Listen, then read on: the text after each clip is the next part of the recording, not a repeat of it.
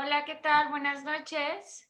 El día de hoy estamos en el desmontaje de Onyx Ensemble. Nos acompaña el maestro Chas, que será nuestro moderador el día de hoy y que nos presentará al grupo que nos acompaña también. Bienvenidos, buenas noches a una noche más de Veracruz Escena Contemporánea. Gracias a todos los que se inscribieron a este último desmontaje. Buenas noches, ¿cómo están? Acabamos de escuchar un concierto con el Onyx Ensemble, Furia y Silencio, música clásica contemporánea. Y tenemos presente en este desmontaje a Alejandro Escuer, director artístico del Onyx Ensemble, es el flautista. También tenemos presente a Abel Romero, que es el violinista de este ensamble. Ensamble mexicano, cumple, por lo que me comentó Alejandro, el año que entra cumple 25 años de existencia. Y bueno, del concierto surgen ciertas preguntas, curiosidades. La primera sería el título del concierto, que asimismo es el título de una producción discográfica. Uno a veces piensa que, bueno, la música de concierto, y la música de cámara y la música contemporánea es seria, y cuando uno se encuentra un programa que dice Furia y Silencio, uno se pregunta por qué generan un concierto bajo este tema, y la curiosidad nos lleva a preguntar cómo se llevó a cabo el proceso para integrar el repertorio de este concierto, por qué lo hacen en el contexto del México contemporáneo, ¿sí? Y bueno, cedo la palabra a Alejandro o a Abel Romero. Hola, ¿qué tal? Un gusto Joaquín, un gusto al auditorio que nos acompaña. Gracias a Veracruz Escena Contemporánea. La verdad es que estamos muy contentos de haber presentado este concierto. Mi colega Abel Romero y yo estamos realmente muy complacidos de que hayan podido transmitir este concierto desde el Kennedy Center de Washington. Pues mira, la idea del Furia y Silencio viene así. Se fue armando poco a poco como los proyectos de largo plazo. Es decir, como dice Sonic, se formó hace casi 25 años. Entonces, vamos a ver, en 2010 se celebraron los 100 años de la Revolución Mexicana y de la independencia, ¿no? Entonces, bueno, de la revolución, el bicentenario famoso. Entonces, nosotros nos fuimos por el lado más bien revolucionario y hicimos un programa justamente en Puebla, y sí va a ser otro en Morelos, pero no se hizo, pero en Puebla, sobre los 100 años de la Revolución. Encargamos varias piezas, una de ellas fue esta, Por la fuerza las tierras, que era uno de los textos que estaba en uno de los apuntes para el plan de Iguala, y que tenía que ver pues con este movimiento revolucionario. Y esto vino, pensamos en varios compositores, en comisión de varios compositores, y uno de ellos fue Carlos Jalca, un compositor que vivió en San Luis Potosí, en el norte del país, por varios años, sobre todo durante la secundaria y la preparatoria. Es un compositor de origen lituano, de hecho, lituano, gringo, con algo de mexicano en cuanto a su educación, habla perfecto español. Y bueno, todavía se remonta un poquito atrás porque todo va así como de raíces. Hicimos en el año 2008 un concurso internacional de composición y Carlos ganó el tercer lugar de ese concurso. Fue un concurso muy concurrido, más de 36 países concursaron, 180 piezas concursaron, y él ganó el tercer lugar. Entonces lo comisionamos y participó en la Embajada de Estados Unidos, etcétera. Y entonces hizo esta pieza que se llama Por la fuerza de las tierras. Después, otro compositor con quien colaboramos, que está incluido en el programa, es Juan Pablo Contreras, un compositor que nos hizo llegar una partitura que se llama Silencio en Juárez, en parte, y ahorita vamos a la pregunta, a la contestación de la pregunta que me haces, en parte por porque se conmovió, pero a la vez fue un gran shock ver esta situación en la que unos adolescentes se creía que eran narcotraficantes, son asesinados en el norte del país, en Ciudad Juárez. Y entonces eso le impresiona mucho, lo ve, lo impresiona y entonces hace esta pieza siguiendo el modelo de la obra de Oliver Messiaen, Cuarteto para el fin de los tiempos, que escribió en un campo de concentración en la Segunda Guerra Mundial. Y los que habían eran eso, clarinete, violín, cello y piano. Entonces, para eso es ese cuarteto. Y por eso Juan lo que hizo fue una especie de reinterpretación metafórica de esto. Y hay unas partes medio, en el piano medio mesiánicas y por supuesto, bueno, en esta versión que hicimos arranca con un, ¿cómo se llama? Con un corrido. En fin, y todo esto viene a coincidir con que estábamos por sacar un disco y estábamos buscando un título, estábamos juntando estas piezas, justamente Silencio en Juárez, una pieza de Ana Lara que se llama Y los oros, la luz, por cierto, muy bonito título. Y yo pensé mucho en cómo podría llamarse el disco y una de las características de esos tiempos y que no han cambiado desafortunadamente o ha evolucionado pero no ha cambiado es pues una realidad bastante sórdida que nos ha tocado vivir en términos de seguridad, en términos de realidad como ciudadanos, en términos de esta relación rarísima que ha existido entre pues, la sociedad civil, el gobierno, el narcotráfico y toda la inseguridad y terrible violencia hacia por ejemplo, las mujeres en Ciudad Juárez y en todos lados, pero sobre todo en Ciudad Juárez, y en muchos lados. Entonces, una de las cosas que cuando hablábamos de estas piezas que se iban a hacer en esa época, tenían como, es que finalmente es esa relación que existe respecto de las artes y cómo es que estas hablan de su compromiso con la realidad, ¿no? De cómo reflejar esa realidad en la música o a través de la música. Entonces, estas piezas surgen en el contexto de esa dicotomía entre una especie de silencio por todo eso que se está viviendo y se sigue viviendo y por esa furia de alguna manera como artistas, como músicos, como compositores, como intérpretes, de decir, a ver si con la música podemos hacer una conciencia o un cambio, o por lo menos que se note que estamos conscientes de esto que está pasando y no estamos de acuerdo.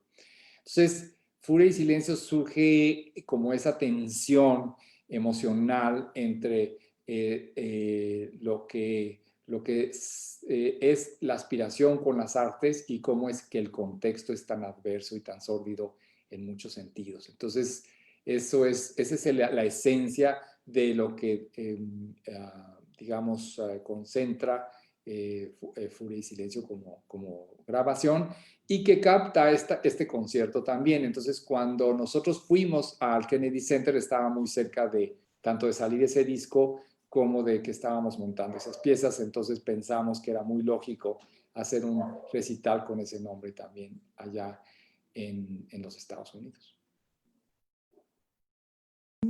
Uno en ocasiones piensa que, bueno, la música y la música contemporánea no siempre evoca o se relaciona precisamente con el contexto, con los elementos contextuales. Tal vez un poco la preocupación de que se convierta en una música programática. A mí me llama la atención de todo el concierto el que haya una referencia a los cenotes, a la revolución, a Tepito, ¿sí? Y al silencio en Juárez, y de pronto sí llama la atención, y la pregunta es esta de si esta es una constante, una excepción dentro de la búsqueda de Onyx. Viene a mi mente la ópera que presentaron en la Sala Covarrubias con el tema del 68, la libélula o algo así. Y entonces me llama la atención, sí es una preocupación en Onyx, la idea del contexto y relacionarse, y sobre todo en una situación tan compleja como la que hemos vivido en los últimos años, o en la larga trayectoria es algo que ha sucedido en respuesta al contexto y a la situación que se está generando. Bueno, me gustaría que se expresara Abel Romero qué piensa al respecto. Yo lo único que puedo decir, antes de cederle a él la palabra, es que sí, bueno, por lo menos para mí y creo que para todos, sí es una, no necesariamente constante en todo, pero sí tiene que, sí está de alguna manera presente por ahí. No en todos los programas, pero sí está presente. Pero bueno, no sé, a ver si quieras comentarnos algo al respecto. Sí, claro. ¿Qué tal? Buenas noches. Gracias por la invitación. Sí, yo no creo que sea una constante ni es que sea un fin que nosotros persigamos. Se han dado las circunstancias, sobre todo por los compositores, que ellos en su curiosidad pues han decidido explorar o se han visto de alguna manera pues invitados a abordar ciertos temas actuales, ciertos temas contemporáneos, ciertas problemáticas, y de alguna manera pues denunciar desde su trinchera pues lo que está pasando. Tal es el caso de Silencio en Juárez, ¿no? Que era el principio de este tema de los feminicidios, de todas las muertes que se dieron desafortunadamente hace algunos años allá en Ciudad Juárez, sobre todo de mujeres. Entonces es una manera de expresar el rechazo ante todo esto, y nosotros, bueno, con mucho gusto, pues participamos tocando esta pieza, ¿no? Este es el caso de Silencio en Juárez. El caso de Kukulcán, pues es el compositor David Zubay, que estuvo presente vino a las ruinas de Chichén Itzá, las ruinas mayas, y pues eso lo inspiró a componer esta pieza basada en eso, no tanto como música programática, sino más bien como una inspiración, ¿no? De que, bueno, le impresionó mucho todo lo que vio y quiso componer algo, ¿no? De lo que esto le movía, le motivaba. En el caso de la ópera Luciérnaga, pues también un tema muy, muy importante, ¿no? El 2 de octubre y todo lo que sucedió ahí, y del caso de esta persona de nacionalidad uruguaya que se quedó atrapada en el baño mientras el ejército tomó Ciudad Universitaria. Es decir, ha sido más bien fortuito, no es una tendencia, pues se ha dado, hay compositores que se animan a escribir por esto, o que hay una coyuntura que los hace pues inspirarse para tratar estos temas, ¿no? Pero no necesariamente. Nosotros también tocamos mucha música que está, bueno, basada en lo que quieras, ¿no? O sea, los compositores más bien son los que tienen carta amplia. Lo que mencionaba hace rato, la pieza de Carlos Jalca, pues está basada o inspirada en el centenario de la Revolución Mexicana que se celebró hace algunos años. Entonces, más bien es como variado, ¿no? Al fin de cuentas, estamos haciendo música de nuestro tiempo, con compositores de nuestro tiempo, que forzosamente se ven inmiscuidos en los problemas, en las problemáticas sociales de nuestro tiempo, ¿no? Entonces, pues deciden escribir basados en lo que nos rodea, en lo que estamos viviendo, ¿no? Igual ya pronto va a salir por ahí una obra de la pandemia, qué sé yo, ¿no? En algunos años, o sea, no lo dudaría, pues con cosas que nos están, o sea, es reflejo, a fin de cuentas, de nuestra realidad, ¿no? De nuestra contemporaneidad. Sí. Y bueno, sí es cierto lo que dice Abel, porque hemos tocado de todo. Por ejemplo, una pieza que hemos hecho mucho se llama Química del Agua. O sea, nada que ver. Bueno, te puedes imaginar lo que sea, el H2O, te puedes imaginar, ¿no? Desde luego es menos abstracto el título a que se llame Estudio número 5 y ya, ¿no? Pero yo, la verdad, tengo un pasado sociológico que tengo que confesar, ¿no? Sí estudié esa carrera, ¿no? Ciencias sociales, y al mismo tiempo que el conservatorio. Estaba yo bastante loco, la verdad. Y lo que sí es cierto es que a mí siempre sí me ha interesado eso, pero yo no les digo a los compositores, oye, tienes tú que hacer no sé qué, no sé qué, ¿no? Más bien fue, por ejemplo, el caso de David Zubay. Me dice, oye, qué impresionante lo de las ruinas mayas y lo de todo lo que vi. O sea, llegó así, bueno, emocionadísimo. Y cuando yo le pedí que hiciera una pieza, él dijo, ya sé de qué va a ser, o sea, no, inmediatamente saltó y dijo, ya sé de qué voy a hacerlo y voy a tener un movimiento sobre la astronomía y otro movimiento sobre los cenotes. Ya tenía claro eso, ¿no? Entonces, su música no es tan programática para nada, pero pues bueno, él la propuso así, yo dije, fantástico, me parece muy bonita idea, no tenemos nada así, y adelante. Y como dice Abel, pues muchas veces son los compositores los que lo proponen, aunque también es cierto que gracias a que tenemos una relación muy cercana, pimponeamos estas cosas. Él me dijo, oye, si lo hago de esto, ¿te parece bien? Y yo le digo, pues adelante, ¿no? Increíble.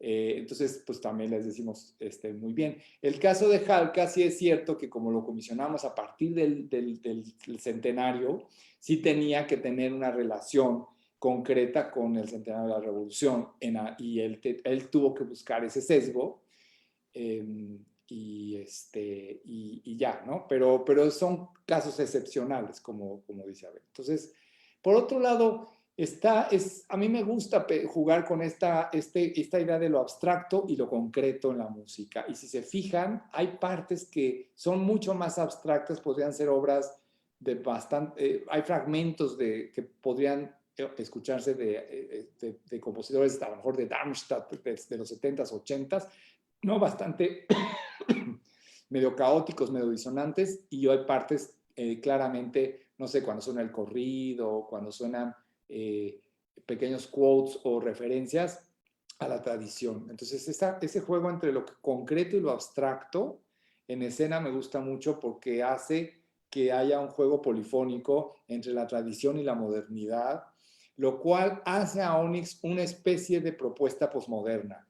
Yo sí creo que nosotros nos hemos preocupado mucho y a mí como director artístico le trato de dar mucho énfasis al hecho de que sea plural en los lenguajes y abierto, que no sea solamente una línea, ¿no? Hemos hecho mucha música experimental europea también y de esa línea, o de compositores mexicanos que se influencian por esa línea. O españoles, por ejemplo, hicimos una pieza de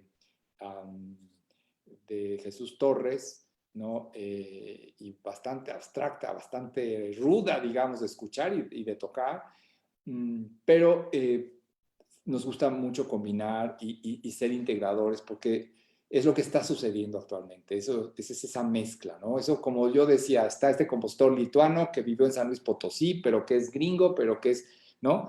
Entonces, esta combinación pluricultural creo que es algo que se refleja mucho en la música del siglo XX y XXI.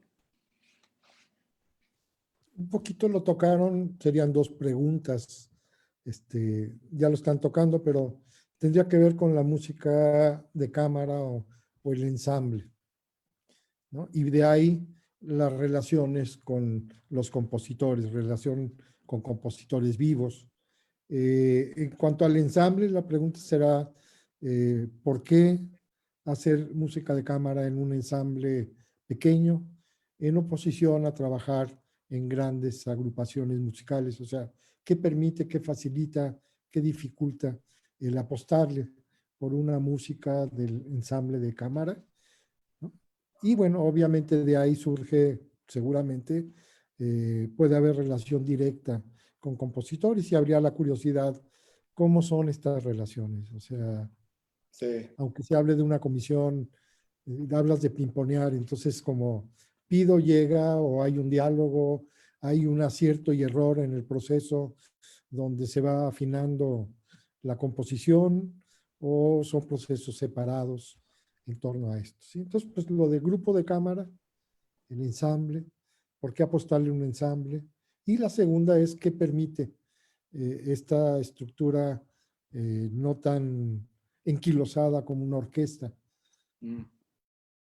Sí, pues a mí me gustaría que empezara Abel porque él es miembro de la Orquesta Sinfónica Nacional y miembro de Onyx. Entonces, yo le quiero ceder la palabra y al final ya agregaré algo más porque él tiene esa perspectiva absoluta. Digo, yo he tocado con orquesta como solista varias veces, pero no es lo mismo. Él cotidianamente está en la orquesta, o sea, la vive, ¿no? Entonces, creo que le correspondería la primicia de esta pregunta a Abel. Adelante, Abel. Sí, claro, claro que sí. Tocar en un ensamble de este tamaño, de esta composición, en el cual están reflejados pues, los instrumentos de cuerda, que es el violín, el cello, los instrumentos de viento, madera, que es la flauta, el clarinete, unidos por este instrumento que de alguna manera nos converge a todos, que es el piano. Creo que le da una cualidad muy especial al ensamble, ¿no? Yo valoro muchísimo que sea un ensamble de música contemporánea, con un ensamble, perdón, que sea un formato ensamble, y con esto me refiero a que no, o muy pocas veces trabajamos con un director. ¿Cuál es la dinámica en un ensamble? Que es como en realidad todos tenemos el mismo, en el ensayo a la hora de hacer la música, todos tenemos el mismo peso, todos tenemos la misma, o sea, no hay que seguir, no es que alguien diga cómo hacer las cosas, ¿no? Como sucede cuando hay un director, el director llega y dice, aquí tú estás haciendo esto, aquí hay que hacer lo otro, hay que hacer tiene sus ventajas, por supuesto, pero cuando estamos los 5 en este plano en el que todos, la voz de cada uno es igual de valiosa, de fuerte, o sea, es muy entretenido, es muy democrático, diría yo, y musicalmente hablando muy enriquecedor, ¿no? Pues en cualquier ensamble, bueno, de música de cámara, implica estar escuchando a todos, cada uno tiene una parte principal, hay este dinamismo, ¿no? Entre los instrumentos, entre los músicos, y una relación muy especial que se forma entre nosotros, ¿no? Muy personal, diría yo. Por eso es que es tan complicado a veces que un ensamble perdure tanto tiempo, un ensamble de 4 o 5 personas, porque en realidad se vuelve como una familia, ¿no? Va mucho más allá de la música, y se hacen relaciones muy interesantes que yo creo que se reflejan a la hora de estar en el escenario, a la hora de hacer la música, ¿no? Es muy agradable, a mí me gusta mucho, lo disfruto muchísimo, repito, aprende uno muchísimo, y bueno, de estar en una orquesta también es muy entretenido, que haya un director, repito, diciendo, como dando instrucciones, hay que seguir al director, evidentemente el director siempre está mal, aunque se equivoque hay que seguirlo, aunque se equivoque el director siempre está bien, o sea, así es la dinámica, ¿no? Y aquí no, aquí hay que estar muy al pendiente, hay que estar completamente involucrados todo el tiempo, ¿no? Es un nivel de involucramiento y de atención mucho mayor, ¿no? En otro tipo de canal de esfera. Además de que, bueno, lo hace mucho más práctico, pues, para las cuestiones, cuando hay una gira, cuando hay ensayos, en fin, o sea, lo vuelve el trabajo. Onyx al principio, y Alejandro no me dejará mentir, era un ensamble mucho más grande. No sé cuántas personas llegaron a ver, como que variaban dependiendo del repertorio al que se aproximaban, como que el ensamble dependía un poco del repertorio, ¿no? Se conformaba de acuerdo al repertorio que se aproximaba. Aquí está al revés, aquí el repertorio tiene que ser para quinteto, aunque también hemos hecho piezas de 3 personas, de 2 personas, tiene esa flexibilidad el ensamble de que puede ser de 5, puede ser de 4, de 3, hasta de 2, ¿no? Y bueno, ¿por qué no? Hemos tocado y hemos tenido discos de solistas, ¿no? Entonces, bueno, es una manera de abordar la música, de darle esta calidad íntima del ensamble de música de cámara contemporáneo. Y con la segunda pregunta, que era acerca ¿de qué era la segunda pregunta? Del trabajo con los compositores. Sí, claro. Bueno, hay muchísimas maneras, o sea, a lo largo de los años, pues conocemos muchísimos compositores, muchos llegan tocamos sus obras en el Foro de Música Nueva, por ejemplo, y de ahí los conocemos y empezamos a hacer otras cosas. Tenemos relación en cuanto a que el ping pong famoso, claro que sí, desde que empezamos la obra, luego, oye, no, podemos trabajar en el proceso creativo muchas veces, otras no. Pero en general el trabajo con los compositores también es un toma y daca, ¿no? Es un flujo de información, y siempre muy divertido, diría yo, ¿no? Muy entretenido y pues muy dinámico, tal vez es la palabra que yo usaría. Una cosa que pensé yo cuando llegué de mi doctorado de Estados Unidos a México, y llegué en 95 y Onyx surgió en 96. Entonces, lo primero que yo quería era organizar un grupo, básicamente, se van a reír un poco, pero antihueso total. Es decir, para los que no son músicos, es un grupo que no, que no se dedicara a hacer música sin ensayar, sino que realmente se comprometiera a trabajar obras interesantes y que le interese a eso, sobre todo musical. Entonces, eso es muy difícil con un ensamble, con una orquesta, en el sentido, al menos que sea una orquesta institucional, ¿no? Por supuesto. Pero si no tienes un subsidio del gobierno y un compromiso social y un compromiso estético, en fin, artístico, con una institución, es muy difícil. Entonces yo dije, bueno, tengo que pensar en el equilibrio y también pensé mucho, y eso fue debido a que cuando yo estaba estudiando la maestría en Europa, antes de Estados Unidos, una de las cosas que nos pasaba y siempre hacíamos es que hacíamos reuniones en donde compartíamos música de nuestros países. Y los japoneses, los italianos, teníamos amigos japoneses, italianos, españoles, de varios países, llevaban sus grabaciones. Apenas estaban saliendo los CDs, estamos hablando de los 90s. Y entonces yo no encontraba CDs de México ni discos, nada. O sea, había nada más grabaciones de Batis, de la Sinfónica de Londres, y alguno de Mata, y todos eran de Sinfónica. De cámara había algunos LPs de un grupo que se llamaba Da Capo. No había nada, y de grupos de cámara grabados menos, no existía pues el YouTube, nada. Entonces, una de las prioridades fue esa, hacer un grupo que llenara ese vacío, ¿no? Y al principio, como dice Abel, eran más músicos, eran en promedio 12, o sea, yo tenía cuerdas, percusión, arpa, alientos, una persona que hacía música electrónica, que era Toño Rusek, y metales, ¿no? O sea, trompeta, trombón, básicamente. Entonces era un poquito más representativo de la orquesta y pudimos hacer cosas fantásticas. Hicimos el concierto de cámara de Ligeti, hicimos, por ejemplo, Octave de Barés, mucho siglo XX clásico, ¿no? Piezas de Stockhausen, pero también empezamos a meter Javier Álvarez, empezamos a meter Armando Luna y empezamos a hacer nuestra mezcla postmoderna, que a mí me parece fascinante y que casi nadie hace, esa es la verdad. Entonces, pues sí, el grupo de cámara, como bien dijo Abel, es un grupo en el que yo nunca me he sentido superior de ninguna manera, al contrario, a mí me parece que un trabajo de cámara debe de ser abierto, plural y muy democrático en muchas decisiones. A veces incluso hay algunos de los otros compañeros que toman otras decisiones y eso también a mí me parece fascinante. Yo creo en el trabajo de equipo.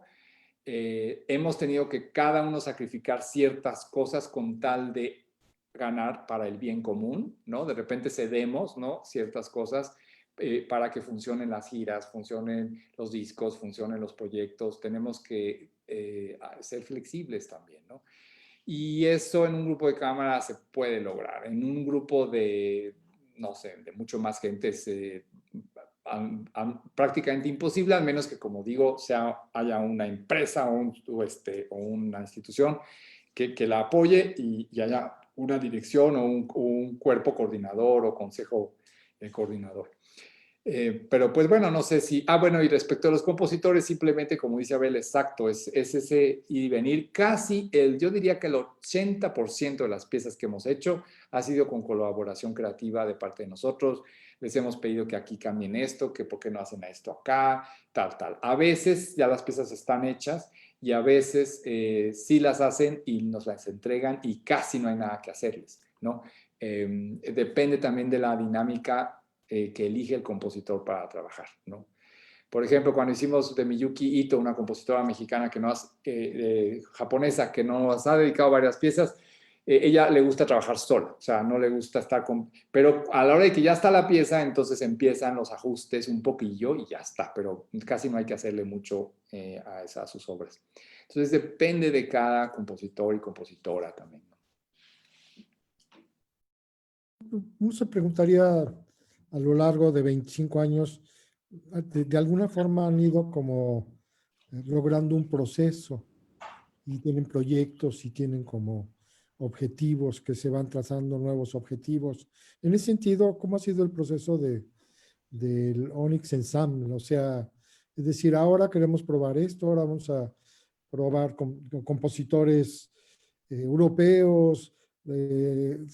¿Cómo se plantean ustedes a futuro, ¿no? Los proyectos? Y bueno, van decidiendo todo, supongo, pero sí hay, supongo que hay como una trayectoria que a través de 25 años han ido como trazando. No sé si hacer cosas que no han hecho y de pronto o decidir que quieren ir más allá en algo. ¿Cómo trabajan esto, la idea de un proceso y un proyecto, Onyx como un proyecto? Es una pregunta fascinante, Joaquín, y se te antoja decir muchas cosas y muchas anécdotas maravillosas. Ahorita me acordé, por ejemplo, una vez en el Akurimansuto hicimos una pieza para un asteroide de más de quién sabe cuántos miles de años que estaba colgado desde el techo, y entonces a ese asteroide pequeñito había que soplarle y entonces se movía según le soplábamos, pero además había que silbar ciertas cosas según el compositor. Entonces ahí estábamos 3 personas silbándole a una piedra celestial, ¿no? En un museo con todo, ya sabes, paredes blancas, y entonces la gente oyendo alrededor. Y hemos hecho, como lo mencionaste tú, una ópera de cámara con electrónica y escenografía. Hemos hecho proyectos multidisciplinarios con video, con danza, en fin, hemos hecho muchas cosas, y más o menos voy a tratar de resumir ese proceso. Básicamente, para mí es muy importante que un ensamble o cualquier grupo artístico, primero que nada, tenga muy claro las coordenadas de tiempo y espacio, ¿no? O sea, nuestro tiempo es siglo XX-XXI, y nuestro espacio es México y Latinoamérica. Entonces, a nosotros nos toca darle voz a ese espacio y a ese tiempo. Esa es la misión general, digamos, en términos de cámara mixta, porque aparte no es un cuarteto de cuerdas, no es un quinteto de alientos, es mixto. Entonces eso es difícil por la conciliación de los instrumentos, pero además es fascinante a la vez. Y es versátil. También incluimos electrónica, percusión con frecuencia. Pero lo más importante es atender coordenadas de tiempo y espacio, porque eso ubica inmediatamente en dónde estás. Es lo más lógico, y es lo que de repente se nos olvida, Joaquín, porque lo que sucede mucho desde que pensamos que la música toda es increíble y valiosa, que a mí me parece eso muy bien, ¿no? Es decir, la música de Hildegard, la música de Rameau, la música de Beethoven, o sea, ¿no? Entonces tenemos una visión de la música museográfica, en donde damos, en términos de la música clásica, prioridad a la música del pasado. Y nos olvidamos de que la música clásica sigue viviendo. Entonces, la misión de Onyx es, en el mundo de cámara, que los compositores y compositoras tengan voz en el terreno de la música clásica actual. Eso es lo primero, entonces, atendiendo a la geografía y al tiempo. Y por otro lado, es tener que estar viviendo precisamente por este tiempo las fortuitas, no solo casualidades, sino cosas que suceden fuera de la música en términos de corrientes artísticas, como esta relación, por ejemplo, de esta pieza que les mencioné, El asteroide, que compuso David Lang, y que justamente 2 artistas visuales que habían trabajado con David se hicieron esto, y entonces la Akurimansuto se juntó. Ahora que estamos hablando de asteroides, es como que los planetas se alinean para hacer un proyecto especial. Entonces, el hecho de estar en tiempo y espacio sintonizados es estar abiertos a que lo que suceda en ese momento, ¿no? Necesitamos aprovechar las oportunidades. Oportunidades maravillosas que se van dando por estas colaboraciones. A veces son invitaciones, a veces son instigaciones, yo diría, no sé si esa es la palabra, pero desde luego provocar que sucedan las cosas oye, tenemos que hacer esto, y ves a alguien y dices, ya tenemos esto pendiente, y a veces pasan hasta 7 años y finalmente se concreta en algo, ¿no? Entonces, es estar con los sentidos abiertos como para realmente descubrir qué es lo que nos ofrecen las otras artes. O sea, la interdisciplina para mí es fascinante y es una de mis pasiones y es una de las cosas que creo que sustentan un proyecto como Onyx, porque Onyx, además del quinteto, tiene varios proyectos. Tiene Duplum, que es clarinete y percusión. Tiene Lumínico, que es básicamente flauta con video y electrónica, pero también puede estar Onyx o todos los miembros, o también puede estar otro invitado. Por ejemplo, una vez fuimos a Japón con Lumínico y trabajamos con una percusionista japonesa increíble. Y también tenemos un programa de radio los sábados a las 8 por Opus 94 y tenemos un seminario en la UNAM, porque creemos que es importante que los jóvenes intérpretes se interesen por la música de los compositores. Resulta que los jóvenes intérpretes, muchas veces guitarristas, trompetistas, pues no tocan nada más de Debussy para atrás, y en el mejor de los casos, a veces la música contemporánea que hacen es esa, Debussy, ¿no? Que es un gran compositor, lo adoro, pero pues bueno, o sea, ¿no? ¿Qué pasa con siglo XXI para empezar, ¿no? Entonces, todo esto creo que, o sea, si tú hablas de un proceso, el proceso es las coordenadas y la conciencia de los tiempos y devenires de las otras artes. Por ejemplo, una vez hicimos en San Ildefonso un programa precioso sobre arquitectura, la arquitectura del espacio y del sonido. Entonces, pensamos en arquitectos y pensamos en Barragán y pensamos en cosas que tenían que ver con el sonido y con el espacio. Yo creo que si enlazamos la música con las otras artes, se dan muchas cosas muy, muy buenas, y por eso hemos colaborado con gente pues de otras artes también. Y los mismos discursos de la música se dejan influenciar por formas de escribir o por formas de bailar o por formas de hacer otras artes, ¿no? Otras actividades humanas, digamos. Entonces, siempre es un crisol, ¿no? En donde alguno de nosotros propone, oigan, ¿por qué no hacemos esto? El otro día, por ejemplo, estaba yo, tal cual haciendo oigan, ¿por qué no hacemos esto de Ana Lara, esto de Gabriela Ortiz, esto de Alejandro Cardón? Y entonces Fernando Domínguez, el clarinetista de Onyx, dice, oye, pero todos son como cincuenteros, sesenteros, de repente, ya, ¿no? Hay que hacer música de compositores jóvenes, ¿no? A ver, ¿qué pasa con los chavos? Y yo dije, ay, sí es cierto, ¿no? O sea, sí, y le digo, claro, tienes razón, vamos a hacer Juan José Bárcenas, o vamos a hacer, yo qué sé, Víctor Ibarra y tal. Entonces digo, bueno, esos son compositores de los 30, ¿no? Pues vamos a abrirnos. Entonces siempre estamos como aportando todos algo que queremos hacer. Por ejemplo, Edith Ruiz conoció a Esteban Zúñiga, es un cineasta y compositor que vive en Francia, mexicano que vive en París, y dijo, pues vamos a hacer algo de Esteban. Y bueno, como hicimos ese concurso y varios ganaron, cada vez hemos hecho varios proyectos con los ganadores del concurso que hicimos. Y en fin, este es un proceso pues en el que nosotros provocamos alguna energía que hace que se cree un vacío y entonces atrae gente y entonces con ella trabajamos. Entonces es una máquina que nosotros generamos. Por otro es estar consciente de qué más sucede por otras artes y entonces colaborar con lo que además sucede porque nos enriquece. Y por otro lado es directamente comisionar proyectos específicos a futuro, ¿no? Por ejemplo, ahorita estamos por cumplir los 25 años, entonces vamos a lanzar nuestro primer libro. Es un libro que va a ser muy especial, no nada más va a ser un libro común y corriente, para empezar, va a tener audios, va a tener PDFs en partituras, o sea, va a haber blogs de cosas digitales, vienen testimonios de gente que ha ido a los conciertos y opina, de musicólogos, otros intérpretes, gente que nos ha presentado como directores de festivales, por ejemplo, Sergio Vela, como director del Cervantino, pues nos presentó varias veces, o Roberto Vázquez, que nos presentó como director del Festival de Centro Histórico, y etcétera. Es decir, va a ser un libro que se pretende que sea una celebración y una compilación del trabajo de muchas compositoras y compositores. Ese es uno de los proyectos que vienen. Esperamos reiniciar giras, pero esas empezarán en 2022-2023, ¿no? Este año 2021 todavía va a ser de gestación.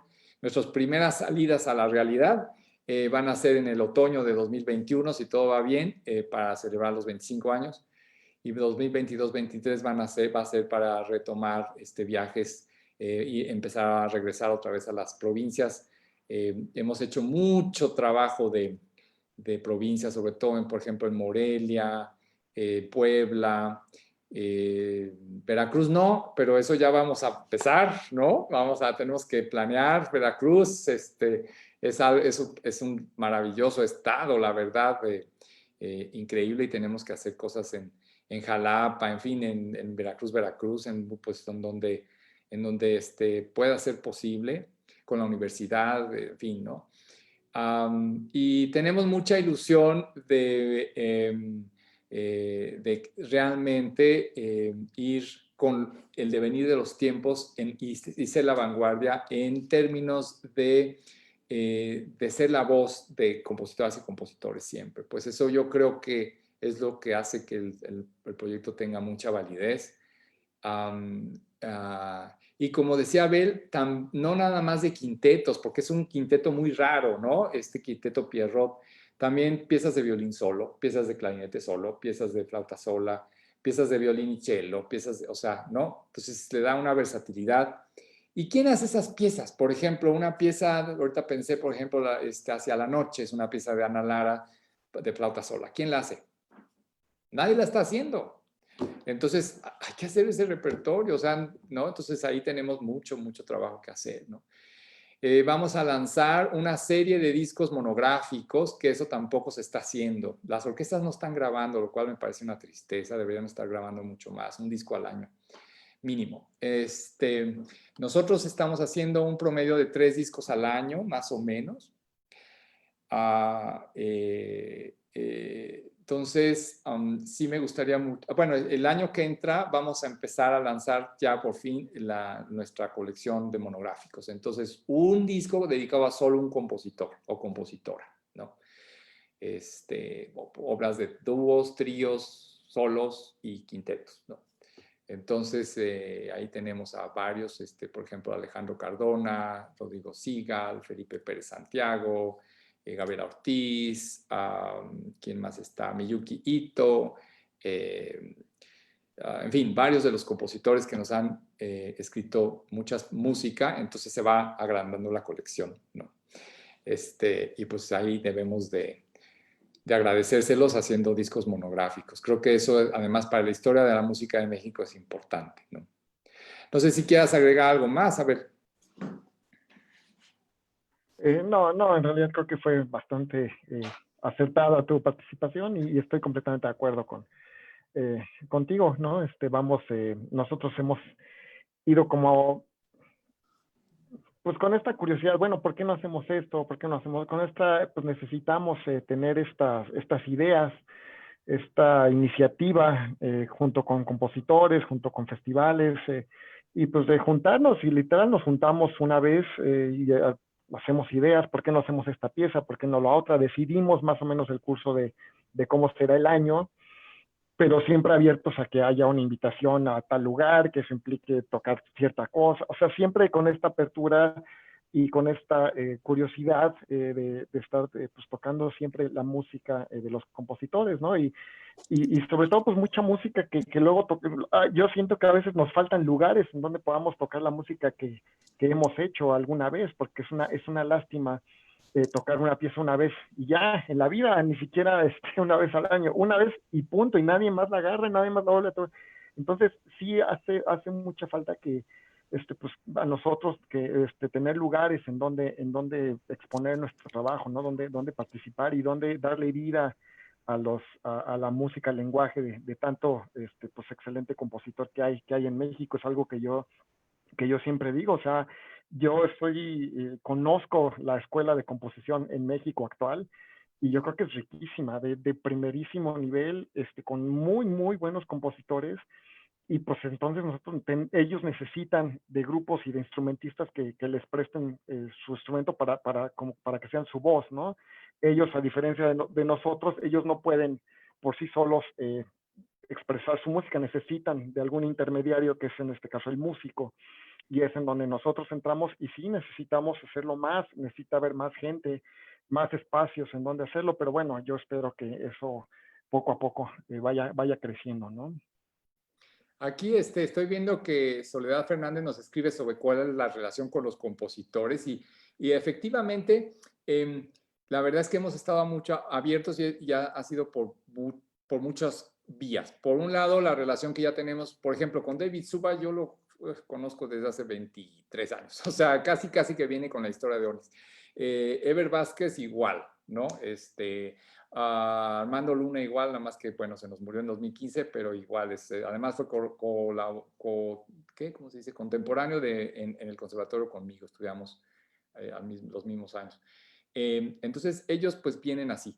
Pero los nuevos y la nueva generación se acerca con nosotros, nos escriben, vienen lo mejor es que participen y vengan a nuestros conciertos. Esa es la mejor manera de que un compositor se introduzca con nosotros, porque nos escucha y dice, ah, caray, yo les podría escribir tal y tal, puede aprender de eso, y además si se acerca con nosotros podemos entablar una relación humana y podemos pensar en hacer un proyecto eventual con esa persona. Entonces, el interés en nuestras actividades y en nuestro trabajo como intérpretes por parte de compositores habla de que esos compositores les interesaría en un momento dado trabajar con nosotros, ya se ha pasado a lo largo de los años, al grado de que luego no nos damos abasto, tenemos muchas obras dedicadas, muchas obras que luego falta tiempo o lugares donde estrenarlas para poder presentarlas.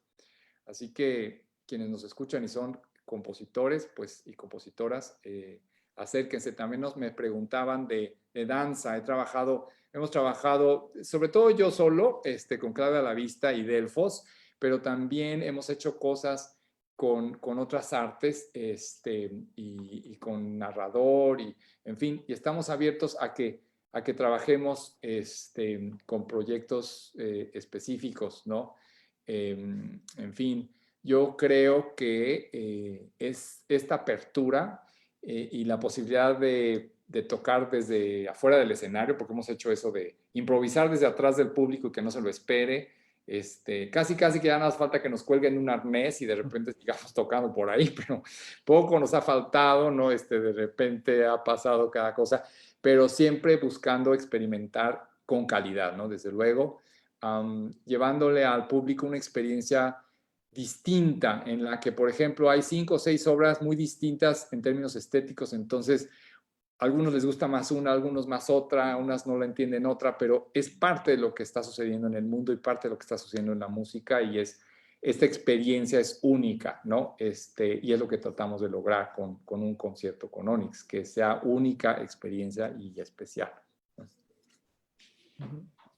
Gracias. Muy interesante el concepto de las coordenadas y la idea transgeneracional también. Yo digo que una preocupación de todo artista es cómo mantener la dinámica creativa y expresiva. Y claramente uno diría las coordenadas y la propuesta que implica disciplinarse. Uno podría pensar, pues ya conozco a mis compositores, me conocen a mí.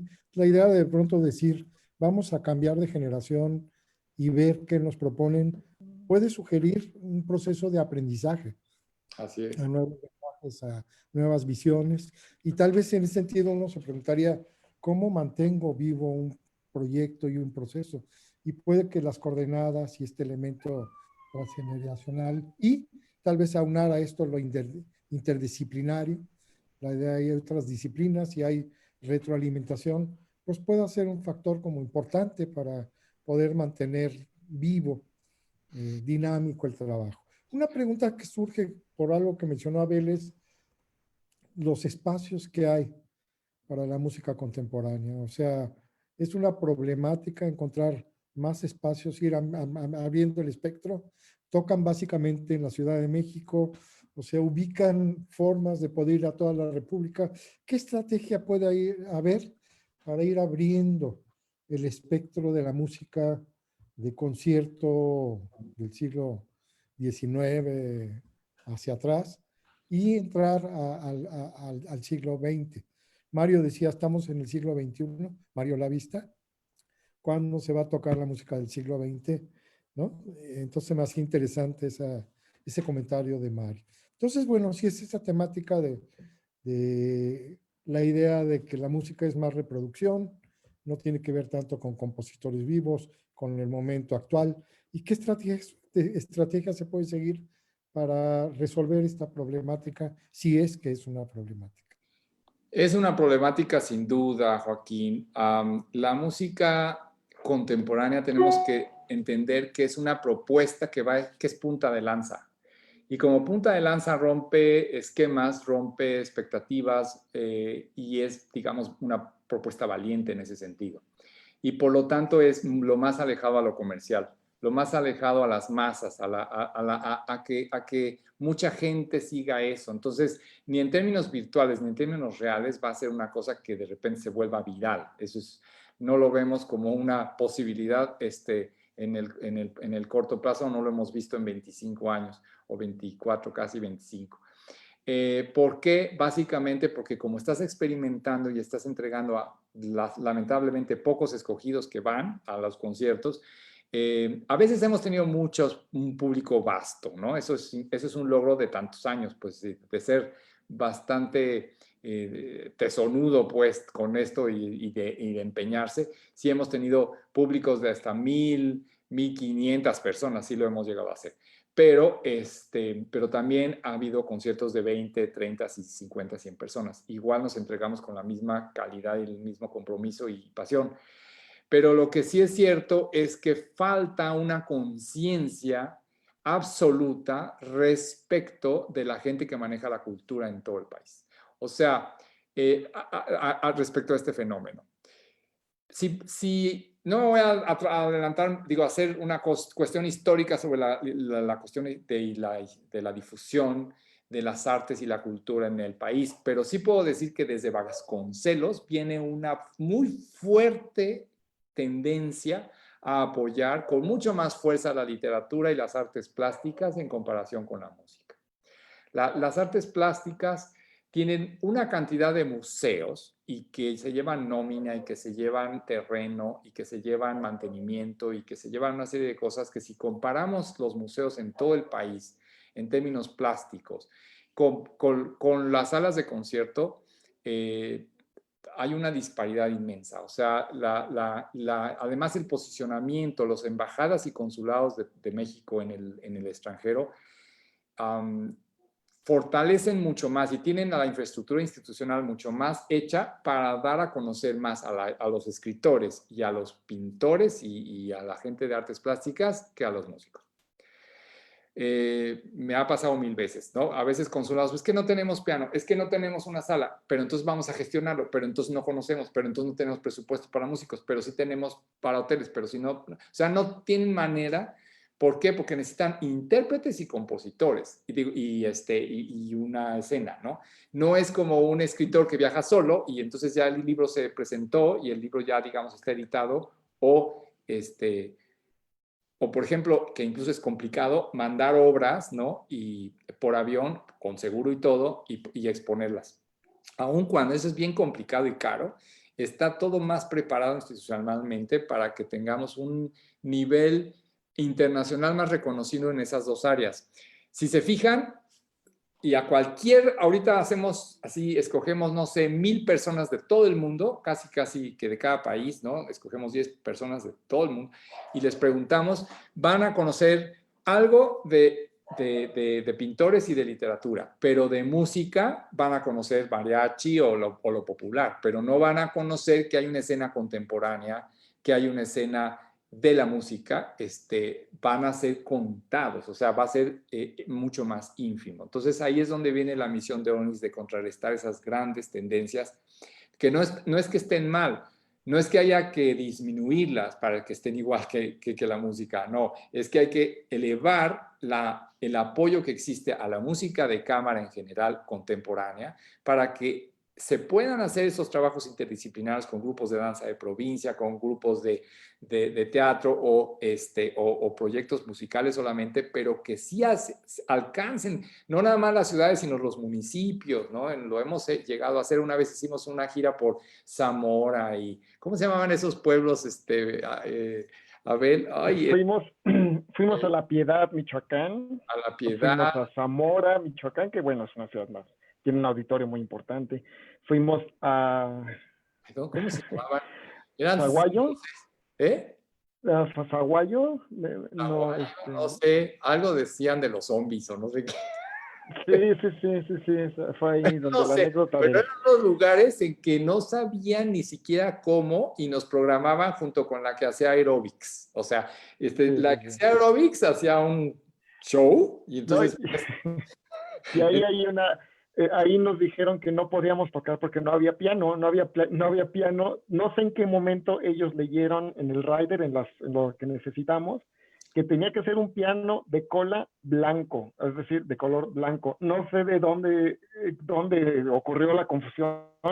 Resulta que había uno de media cola, pero era negro. Entonces, como no era blanco, pues no lo rentaron o no lo alquilaron, entonces no...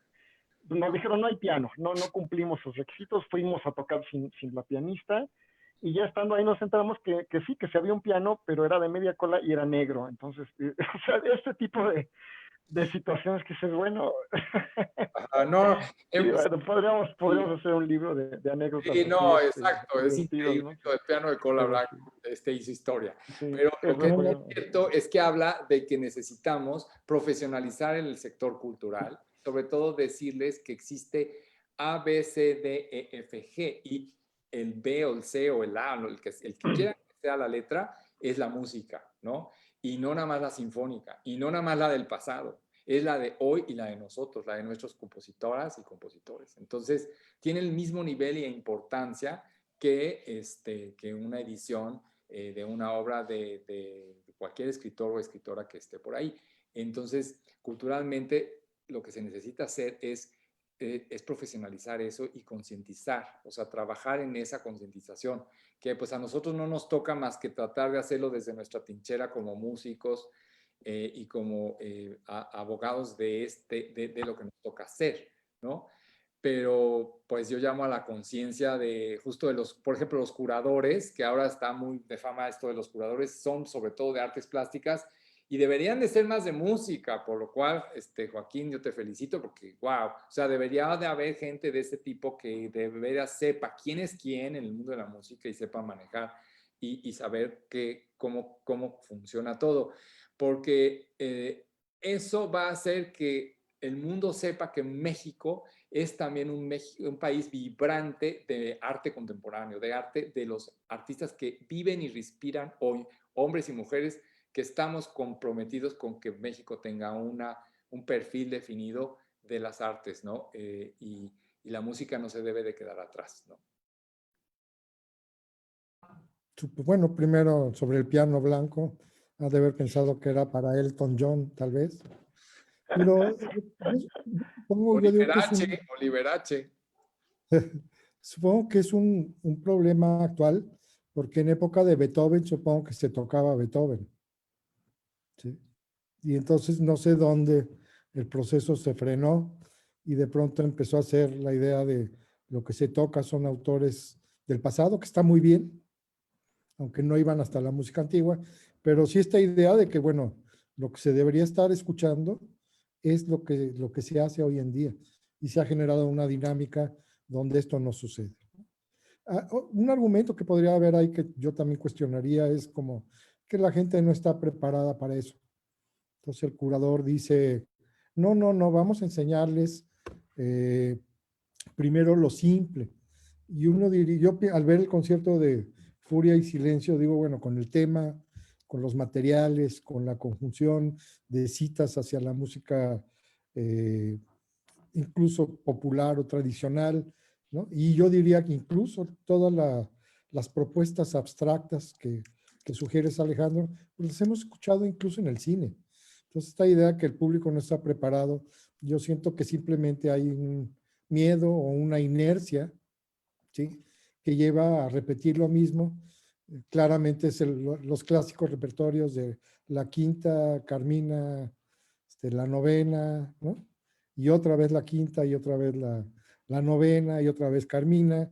Tal vez el guapango se cuele por ahí, pero pues sí es una dinámica que habría que ver cómo contrarrestar, ¿no?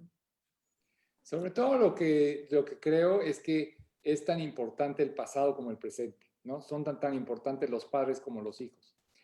Entonces, yo creo que el equilibrio sería ideal, ¿no? Si 50% de música se hiciera del pasado y 50% del presente, tampoco se trata que sea el 100% del presente, como tampoco está bien que sea el 100% del pasado. Entonces, yo sí creo que tiene que haber un equilibrio, a veces 40-60, 30-70 en ocasiones, pero siempre tiene que haber un muy buen número de obras del presente combinadas con las del pasado. Yo creo que ese, como dice Aristóteles, en el punto medio está la perfección y yo sí creo en eso. O sea, creo que las fuerzas deben de estar en equilibrio porque eso es lo que somos. Somos los padres y somos los hijos. Entonces, todos tenemos pasado y un futuro o un presente. Entonces, tenemos que atender a ambas digamos,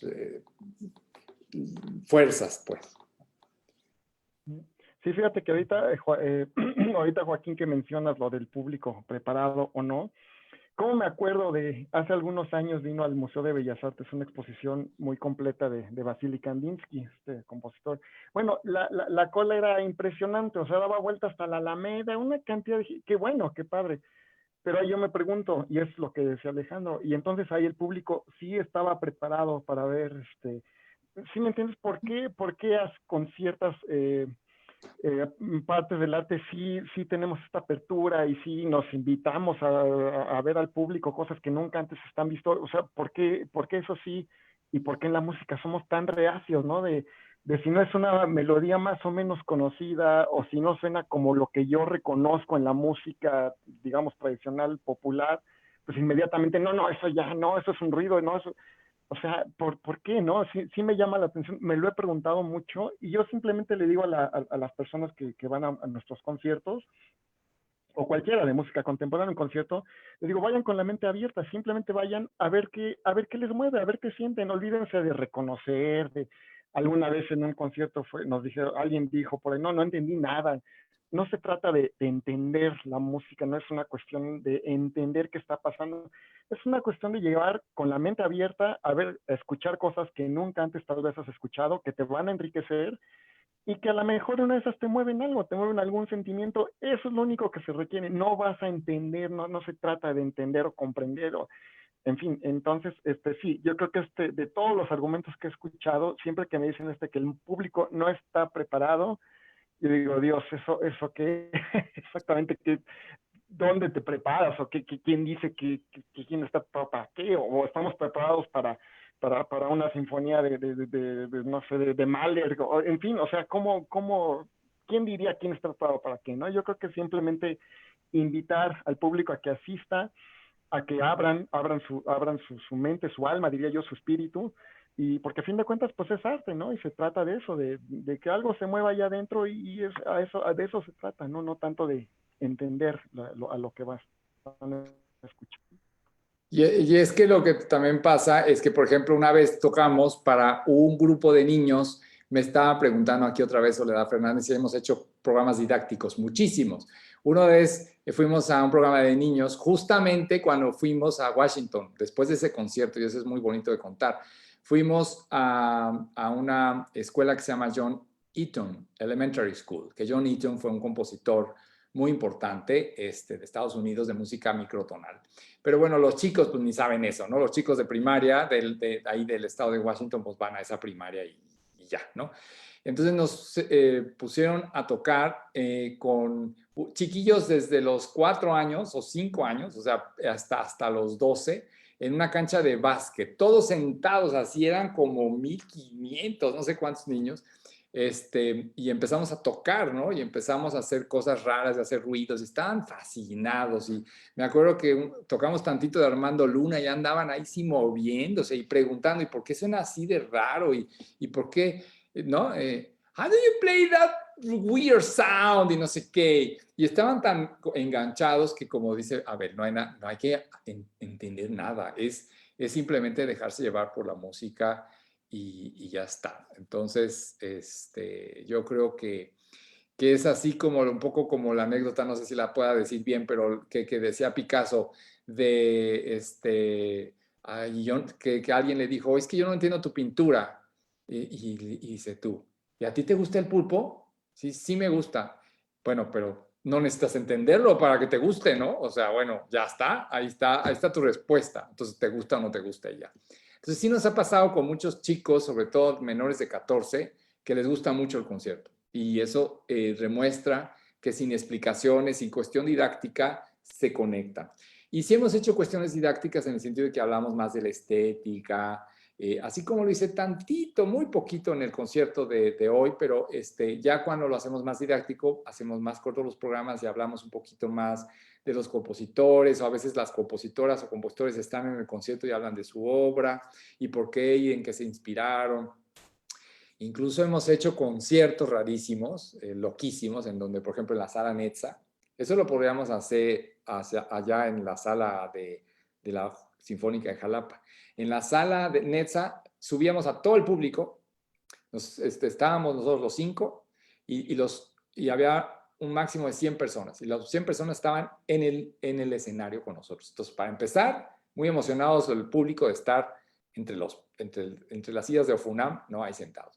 Y entonces tocábamos una pieza y les explicábamos la pieza cómo estaba construida, entonces la tocábamos más despacio y tocábamos, por ejemplo, solo clarinete y flauta, la parte de clarinete, y después la parte de violín, después la parte de piano. Después van a escuchar ahora, despacito, todos juntos, cómo se oye. Entonces, y después así, y la vamos armando con ellos y vamos explicando cómo se arma. Y tienen preguntas y al final la tocamos como, y luego nos equivocamos a propósito y a veces no es a propósito, pero entonces cuando nos equivocamos, decimos, te equivocaste y así, y regresamos y volvemos a tocar. Es como un ensayo abierto. Y entonces al final ya lo tocamos sin equivocarnos, rápido, o sea, en el tiempo que debe ser. Y entonces ya la gente tiene una experiencia entonces ya fue muy didáctico porque escuchaste cómo se armó dos instrumentos acá, un instrumento allá, uno va haciendo una voz, otro va haciendo otra, entonces van oyendo y además se quita ahí como a 2 o 3 metros, ven la partitura, alcanzan a ver las notas, entonces es una experiencia muy, muy, muy, muy interesante, muy dinámica y es una forma de formar públicos y que es una preocupación para nosotros constante, ¿no? Cómo formar públicos, ¿no? Para que nos sigan, para que sigan escuchando este tipo de música. Bueno, tendremos que ir cerrando ya este desmontaje.